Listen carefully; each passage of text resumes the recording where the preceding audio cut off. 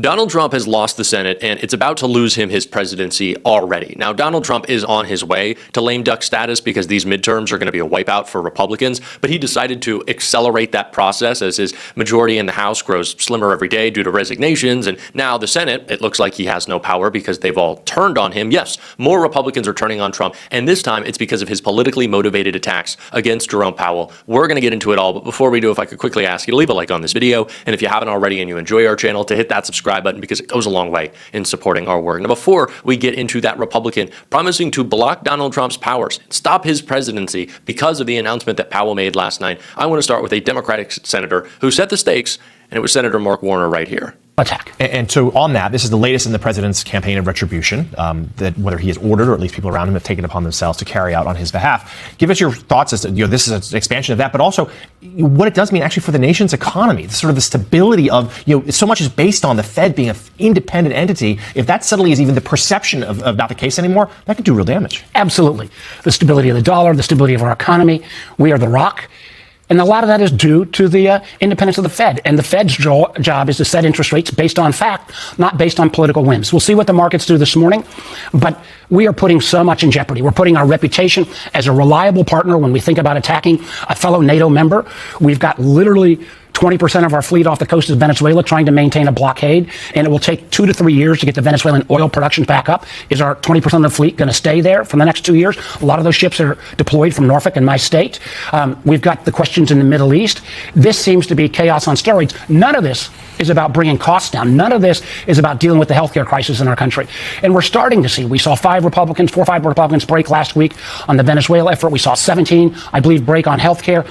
Is there finally going to be a level of bipartisan pushback against this reckless president? This is obviously a politically motivated attack, as all things Donald Trump are. That's just the Donald Trump presidency right now. We are living under a gangster state where they believe that intimidation is the only way to get anything done, which is why I suggest to Democrats, start intimidating Republicans, telling them you will be holding them accountable, you will be bringing legal action. It is not enough to just tell Pam Bondi she is violating the Epstein Transparency Act. We need to lay out the case of what is going to happen to her when we are in charge. And the same should be true for everyone at the DOJ and everyone engaged in this criminal behavior. But nonetheless, what we have to communicate is that these people are living and operating under a gangster state in which they think that Donald Trump is a mob boss who can do whatever he wants. And that would be one thing if the economy was doing well.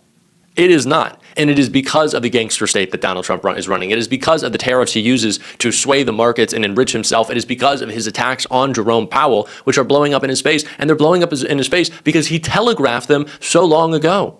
Too late because he's always too late with interest rates, except before the election. It was too early because that would have helped. That was supposed to help get her elected. It had no impact. We won all 7 swing states. But no. We're thinking about bringing a suit against Powell for incompetence. Because think of it, these aren't outstanding buildings. These are small buildings. He said $4 billion more. It's going to end up costing more than $4 billion. $4 billion. It's the highest price of construction. Again, Democrats, highest price of construction per square foot in the history of the world. There's never been. Gorgeous monuments are built for a much smaller price. So we're thinking about bringing a gross incompetence, what's called gross incompetence lawsuit. It's gross incompetence against Powell. And it was his baby. And the guy's just incompetent. I mean, there's nothing you can do about it. He's just a very incompetent man. But we're going to probably bring a lawsuit against him. Thank you all very much. I appreciate it. Bibi, congratulations.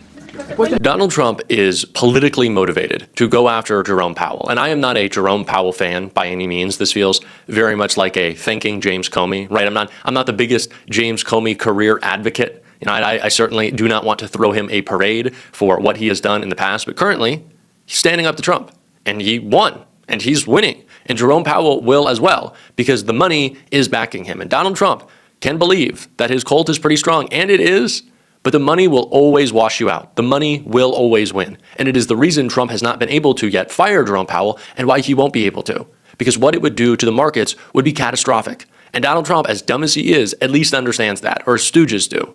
But this is the reason why Republican senators are now coming out against Donald Trump and taking real action to limit his power in a way he didn't expect. Senate Republican says independence and credibility of DOJ is now in question after Powell probe. Senator Tom Tillis said the criminal investigation into Fed Chair Jerome Powell has called the independence and credibility of the Justice Department under Donald Trump into question following the president's consistent criticism of Powell's leadership. Tillis posted the following on Twitter last night. If there were any remaining doubt whether advisors within the Trump administration are actively pushing to end the independence of the Federal Reserve, there should now be none. It is now the independence and credibility of the DOJ that are in question. I will oppose the confirmation of any nominee for the Fed, including the upcoming Fed chair vacancy, until this legal matter is fully resolved. He made his remarks after the New York Times reported Powell was facing a criminal investigation over the multi-year renovation of the Fed building. Now, Donald Trump, who has bankrupted casinos, who has bankrupted hotels, the first person to ever bankrupt the Plaza Hotel, and it hasn't happened since, should understand that some construction projects take more time than others. That's not what's going on with the Fed building.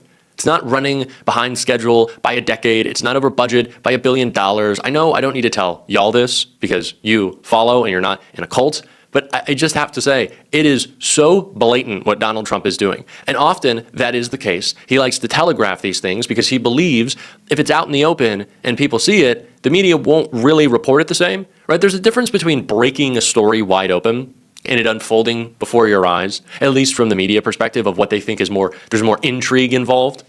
And that's just the failures of how they operate. We don't do that. When Donald Trump is committing crimes in public and doing so because he thinks we'll just go, oh, well, that's Trump being Trump. Yeah, we're still going to cover it, and I'm not going to just pass over it like it doesn't matter. But what Tom Tillis is doing, one, I got to remark on the fact that Tom Tillis said, I think now that the independence of the DOJ is in question. Now it is? 2 million unreleased Epstein files later? Going after Adam Schiff and James Comey and Letitia James, now it's in question? My God, man. A person like Tom Tillis, who I've seen a lot of people remark upon, I'm going to have some closing thoughts. Don't worry. I'm in a little sidebar. People remark upon and be like, he doesn't give a shit anymore. He's throwing caution to the wind. Tom Tillis is going rogue. Yeah, Tom Tillis. Yeah, Tom Tillis. Or you could have been doing this the whole time. Like, I'm less and less impressed. I think y'all know this with the Marjorie Taylor Greene thing. With a Republican who knows their career is over, going rogue. So you haven't been living up to your highest ideal of how you think a public servant should act this entire time, but now that you know that you're not running for re-election, now you will? Tells me everything I need to know about you. But Tom Tillis, I am very happy with what he's doing right now. He's being oppositional to Trump on Venezuela. He is obviously combative when it comes to the Fed and trying to stop Donald Trump. I think that this is important. And I think that, again, it shows where Donald Trump's political power is at. Increasingly small. And someone asked Mike Johnson, hey, man, you're a tough flu season away from losing the House. What does that look like in the Senate? I don't know. This is all up in the air. It is very interesting where this might go. But on the topic of the fuck-uppery that we are seeing of our economy, I think it is important to point out that Republicans right now are trying to have a big conversation about fraud. Well, Donald Trump himself is a fraud, trying to bankrupt you and our entire country. And I think that we need to combat that with the same language that they do, which is why I'm so glad Jasmine Crockett was talking about fraud in this clip right here. Thank you so much. I just want to make sure I level set because it seems like we want to continue to, especially as we just heard those particular articles entered into the record, we want to continue to just make it seem as if you are Somali, then somehow you are a fraudster. And this administration has decided that it wants a target on their backs. And so when my colleague, Ms. Randall, decided that she wanted to talk about the threats that are being made towards various Somali people, the reason she brought it up is because this particular side of the aisle has a tendency of if one person does something bad, especially if they are an immigrant, then we are going to cast aside that entire community. So I wanted to level set, and I appreciate your honesty because that's something that we very rarely get from my colleagues on the other side of the aisle. In fact, if we want to talk about fraud, I got a lot of fraud that we're going to talk about because we're going to get into this, but I am very curious to hear.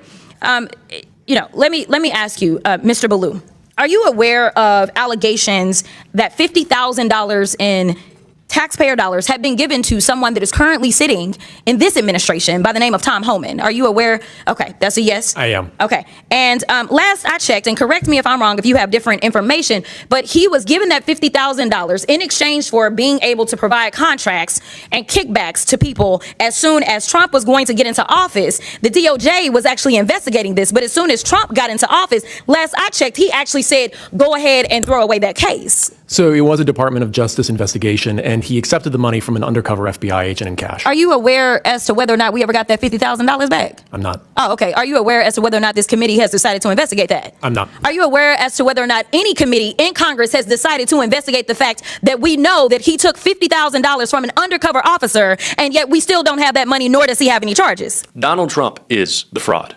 Donald Trump has seen himself and his family enrich themselves by billions of dollars. And it doesn't just come out of thin air, right? He's stealing that from you. That's the large-scale fraud. Qatari jet, large-scale fraud. Crypto crimes, large-scale fraud. That money is going to Donald Trump. When Jeff Bezos buys the Melania movie for $30 million, I don't really think a lot of people are going to be tuning into that one. Didn't see her at the Golden Globes. That $30 million that the Trump family gets is at the expense of billions in tax revenue that should be coming from Amazon and Jeff Bezos. That is you having billions stolen from you. So Donald Trump gets 30 million. To me, that sounds like fraud. And I think we should say that. We're going to on this show every single day. If you want to support that, as always, you can hit that subscribe button. Leave a like on this video. If you stuck around to the end, drop a blue heart in the comments.